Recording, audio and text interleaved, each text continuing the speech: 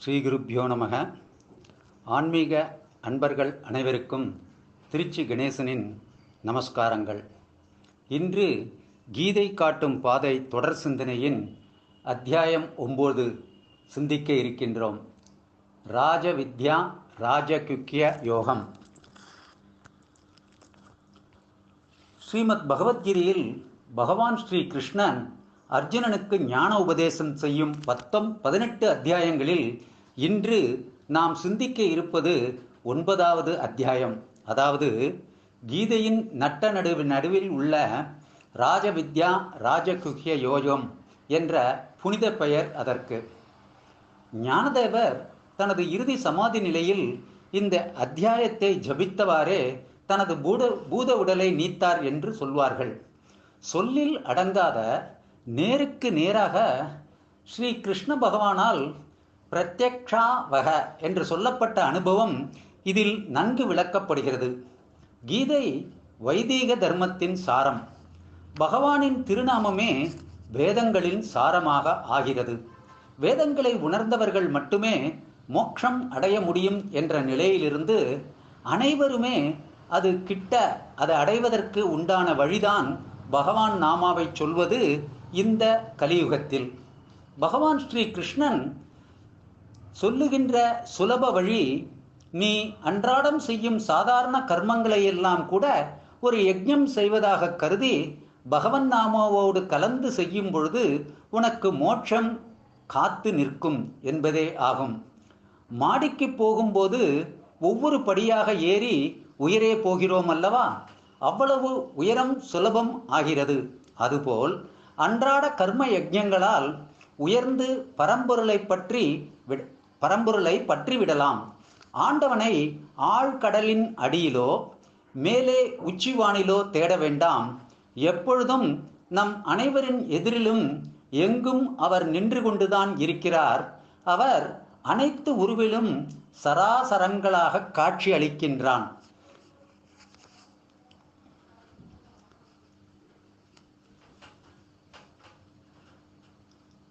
குழந்தைகளுக்கு கிருஷ்ணனை ராமனை நாம் அவ்வப்பொழுது அறிமுகப்படுத்த வேண்டும். ஏனென்றால் நமது இதிகாச புராணங்கள் அவர்களுக்கு தெரிவதால் அவர்கள் அன்பிலே உண்மையான நேசம் கலந்து அவர்கள் பிறரை மதிக்கவும் பிறரிடம் அன்பாக பழகவும் பழகுவார்கள்.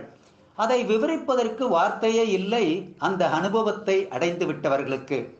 இதில் முக்கியம் என்னவென்றால் பகவான் ஸ்ரீ கிருஷ்ணனின் பாலபருவம். அது ஒன்றே கிருஷ்ண பக்தர்களை அதிகமாக ஈர்த்து பரவசம் அடைய செய்கிறது. கண்ணன் குழலினை அடைய அதிக படிப்போ காரியங்களோ தேவையில்லை. களங்கமில்லா உள்ளம் ஒன்று இருந்தால் போதும். ஆண்கள் பெண்கள் இவர்கள் அதிகம் மார்க் பெறுகிறார்கள் குழந்தைகளாக இருக்கும் பொழுது இதனை கேட்பதனால். பாரதத்தில் ஜனக கலபா சம்வாதம் என்ற ஒன்று உண்டு. வியாச முனிவர் கர்மயோகியான ஜனக மகாராஜாவை ஒரு சாதாரண பெண் கலபாவிடம் அனுப்பி பிரம்ம வித்யை அவளிடம் கற்றுக்கொண்டு வா என்று அனுப்பும் விஷயம் இது. அது கர்மம் தூய பாவனை நிரம்பியதாக சேவை உணர்ச்சி மயமானால் அதுவே யஜ்ஞமாகிவிடும் என்பதை தெரிவிப்பதற்கு. கீதையின் இந்த 9வது அத்தியாயத்தில் கர்மயோகமும் பக்தி யோகமும் இனிமையாக இணைகிறது. பக்தியோடு பகவானிடம் ஒன்றிவிடுதல் பக்தி யோகமாகும். ராஜயோகத்தில் பக்தி யோகம் கர்மயோகம் இரண்டும் கலக்கிறது. கர்மம் செய்யும் பொழுது பலனை தூர எரிந்துவிடு என்று அர்த்தம். பலனை எதிர்பார்க்காதே, அதை கிருஷ்ணனுக்கே அர்ப்பணம் செய்துவிடு. பலனெல்லாம் போகட்டும் கண்ணனுக்கே சர்வம் கிருஷ்ணார்ப்பணம். செய்யும் தொழிலே தெய்வம் என்ற மனோபாவம் இதுதான். ரொம்ப அழகான ஏற்பாடு இது. பிறருக்கு அன்னம் இடுகையில் சாப்பிடும் அந்த பிராமணருக்கு போஜனம் ஏற்க தகுதி உண்டா என்று யோசிப்பவர்கள் முதலில் தாங்களே அந்த அன்னத்தை அன்று புசிக்க தகுதியானவர்கள் தானா என்று யோசித்து பார்ப்பதே இல்லை. வந்தவன் பிராமணன் வடிவில் கிருஷ்ணனாகவே கூட இருக்கலாம். வீட்டுக்கு வந்தவன் அதிதி. அவனுக்கு உபசாரம் பண்ணுவது ஆண்டவனுக்கு செய்வதை போன்றது. பகவானுக்கு அர்ப்பணம் செய்யும் போது தகுதியின்மை அனைத்துமே காணாமல் போய்விடுகின்றது. நம்முடைய அறிவு என்பது பகவானே அளித்தது. எந்த காரியமானாலும் அதன் பலன் பகவானுக்கே என்று எண்ணும் பொழுது அது தூய்மை அடைகிறது. எச்சில் பழம் கொடுத்த சபரியை பற்றி நமக்கு தெரியாதா? ராமன் அதனைத்தானே விரும்பி ஏற்று அவளுக்கு மோட்சத்தையும் அளித்தார். ரத்னாகரன் என்று ஒரு வேடன், அவன் கொலைஞன். அவனது அம்புகள் 2 வகையானது. ஒன்று அவனிடம் இருந்து தப்பிக்க பயந்து ஓடும் மிருகங்கள், அல்லது 2வது அம்பு அவனை எதிர்கொள்ளும் கோபமான மிருகங்கள். அவன் ஒரு முறை நாரதரை எதிரில் சந்தித்து அவரை கொல்வதற்காக தன்னுடைய அம்பை எடுத்து குறிவைத்தான். நாரதரும் அசையாமல் அம்போடு நிற்கும் அவனை அன்போடு பார்த்து சிரித்தார். பார்வையில் அளவற்ற அன்பு, பாசம், சாந்தம் நிறைந்திருந்தது. இது அவனுக்கு புதியதாக இருந்ததால் உடனே அம்பையும் வில்லையும் கீழே போட்டு விட்டான். நாரதர் கேட்டார், ஏனப்பா வில்லையும் அம்பையும் கீழே போட்டு விட்டாய் என்று. உடனே ரத்னாகரன், சுவாமி, உங்களை பார்த்ததும் கொல்ல வேண்டும் என்ற என் எண்ணம் மறைந்து போய் என்னை என்னவோ செய்துவிட்டது. என்னையும் அறியாமலே கையானது வில்லையும் அம்பையும் நழுவ விட்டது, உங்களை கும்பிட வைத்து விட்டது என்றான்.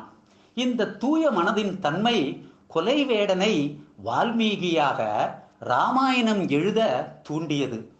கண்ணாடி நமது முகத்தை எப்படி வைத்துக் கொள்கிறோமோ அப்படியே காட்டும். நாம் செய்யும் காரியங்கள் நல்லவை, தூய்மையானவை என்று மனதில் பட்டால் அது கண்ணாடி செய்வது போல் அவற்றை நல்லதாகவே காட்டும். பக்தியோடு நாம் கர்மங்களை செய்யும் போது நாம மகிமை எப்படிப்பட்டது தெரியுமா? பல வருடங்களாக இருளடைந்த ஒரு அறையில் ஒரு கணத்தில் தீக்குச்சி வெளிச்சம் அதனை போக்கி விடுவதைப் போல பல பிறவிகளின் பாவங்கள் போக்கவல்லது. ஒரு பெண் துவாரகையில் இருந்தாள். எது செய்தாலும் கிருஷ்ணார்ப்பணம் என்று தினமும் காலையில் சாணி உருண்டையை எடுத்து வாசல் கரைத்து தெளிக்கும் போது கூட கிருஷ்ணார்ப்பணம் என்று சொன்னாள். என்ன ஆயிற்று? நம் அனைவருக்குமே தெரியும், அது தினமும் துவாரகை கிருஷ்ணன் கோவில் அர்ச்சகர் கிருஷ்ணன் முகத்தில் சாணி இருந்ததை துடைத்து கழுவி சுத்தம் செய்யும் அளவிற்கு ஆனது. காரணம் தெரியாமல் தவித்தார் அர்ச்சகர். ஒரு நாள் அவள் அந்திம நேரம் வந்து கிருஷ்ணன் வைகுண்டத்தில் இருந்து புஷ்பக விமானத்தை அனுப்பி அவளை அழைத்து கொண்டு செல்ல வந்தபொழுது அந்த விமானத்தை பார்த்து கிருஷ்ணார்ப்பணம் என்று எப்பொழுதும் போல் சொன்னாள். விமானம் கிருஷ்ணன் கோவில் மீது மோதி உடைந்தது. அவள் கிருஷ்ணனை அடைந்து விட்டதால் கிருஷ்ணன் கோவில் அர்ச்சகருக்கு மறுநாளிலிருந்து அவன் முகத்தில் சாணி கழுவும் வேலை இல்லாமல் போய்விட்டது. இதுதான் தூய பக்தியின் அடையாளம். நமது அன்றாட உறக்கம் கூட ஒரு வகையில் சமாதி நிலைதான். நமது எல்லா போகங்களையும் பகவானுக்கே அர்ப்பணித்துவிட்டு நம்மை மறந்து நாம் தூங்குவது நிச்சயம் சமாதி யோகம்தான். பக்தியில் எவ்வளவு கொடுத்தாய், எவருக்கு கொடுத்தாய் என்று எல்லாம் கணக்கு இல்லை, எந்த பாவனையோடு கொடுத்தாய் என்பதுதான் முக்கியம். பத்திரம், புஷ்பம், பலம், தோயம் என்று ஒரு சின்ன இலை, ஒரு உத்திரணி தீர்த்தம், ஒரு சிறு பழம், ஒரு சிறு பூ, இவற்றில் ஏதாவது ஒன்றை கூட நீ மனதார உயர்ந்த சுயநல கலப்படம் அற்ற பக்தியோடு கொடுத்தால் போதும் எனக்கு என்று கேட்கிறார் கிருஷ்ணன். பேருக்கோ உறவுக்கோ பொருளின் விலைக்கோ அங்கே மதிப்பே இல்லை. அர்ப்பண பாவனை ஒன்றுதான் பிரதானம். பிரபந்தத்தில் எத்தனையோ கல்பங்கள் தோன்றி மறையும். ஒவ்வொரு கல்பத்தின் முடிவிலும் எல்லா உயிர்களும் பகவானை அடைந்து மீண்டும் அடுத்த கல்பத்தின் ஆரம்பத்தில் தோற்றுவிக்கப்படுகிறது. இந்த அத்தியாயத்தில் முன் சொன்ன கர்ம பலனை தனதாக்கி கொள்ளாதே என்று சொல்லியதன் அடுத்த செயலாக அதை பகவானுக்கே அர்ப்பணம் செய் என்று விலாவாரியாக விளக்குகின்றான் பகவான் ஸ்ரீ கிருஷ்ணன். வீசி எறிவதற்கும் விதைப்பதற்கும் உண்டான வித்தியாசம் இதுதான்.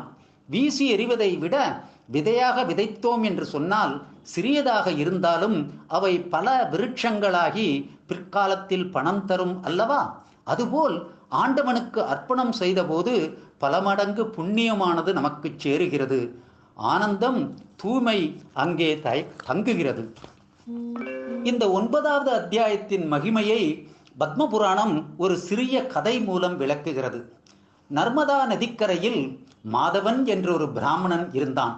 அவர் வேதங்களை கற்று நியாயமான வழியில் பணத்தை சம்பாதித்தார். அவர் ஒரு சமயம் ஒரு பெரிய யாகம் செய்ய ஆரம்பித்தார்.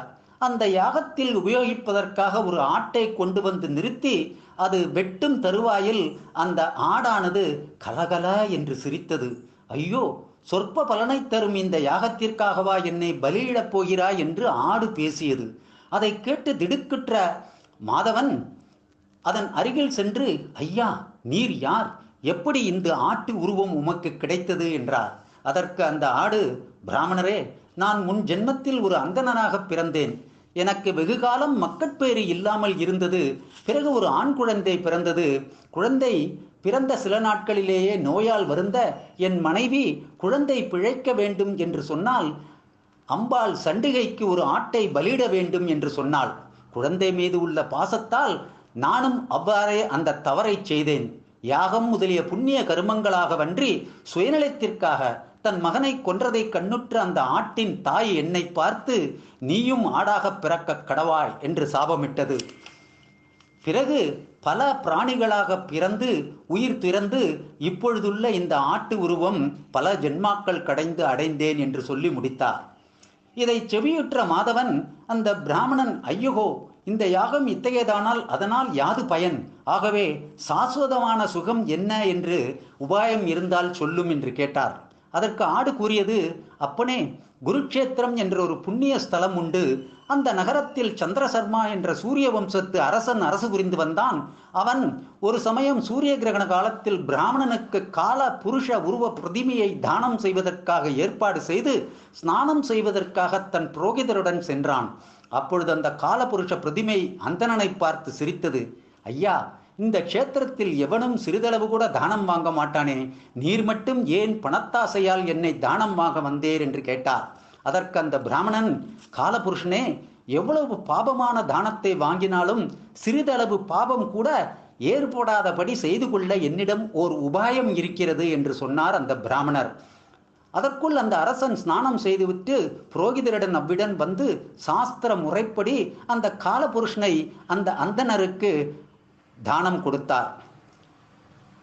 அந்த காலபுருஷனுடைய மார்பை பிளந்து கொண்டு ஒரு சண்டாளனும் அவனுடைய உடலின் மற்றொரு பகுதியில் இருந்து ஒரு செண்டாள பெண்ணும் உருவம் வந்தது.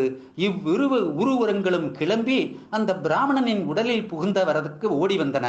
என்ன நடக்குமோ என்று சகலரும் அஞ்சி பார்த்து கொண்டிருக்கும் பொழுது அந்தணன் பகவத்கீதையின் 9வது அத்தியாயத்தை ஜபம் செய்தார். அந்த கீதையின் அக்ஷரங்களிலிருந்து விஷ்ணு தூதர்கள் கிளம்பி அந்த சண்டாள தம்பதிகளை துரத்தி அடித்தார்கள். இதை விவேப்புடன் கவனித்த அரசன் அந்த அந்தணரின் சமீபம் வந்து, ஐயன் மீர், தாங்கள் என்ன ஜபம் செய்தீர்கள்? இந்த சண்டாள தம்பதிகள் யார்? எவ்வாறு அவர்கள் விரட்டுப்பட்டனர் என்று கேட்டவுடன் அந்த பிராமணர் கூறினார், கீதை 9வது அத்தியாயத்தை தான் நான் இப்பொழுது ஜபித்த உருவத்திலும் நிந்தனை சண்டாளி உருவத்திலும் வந்தது என்றார். அதன் மகிமையை உணர்ந்த அரசன் அவரிடம் பணிந்து கீதையின் 9வது அத்தியாயத்தை உபதேசம் பெற்று ஜபம் செய்து வந்தான். அந்த ஆடு இவர்களின் புண்ணியத்தால் நற்கதியை அடைந்தது. நாளையும் அத்தியாயம் 9 பற்றியே சிந்திப்போம். 34 ஸ்லோகத்தின் வாயிலாக. வாழ்க வளமுடன் நலமுடன்.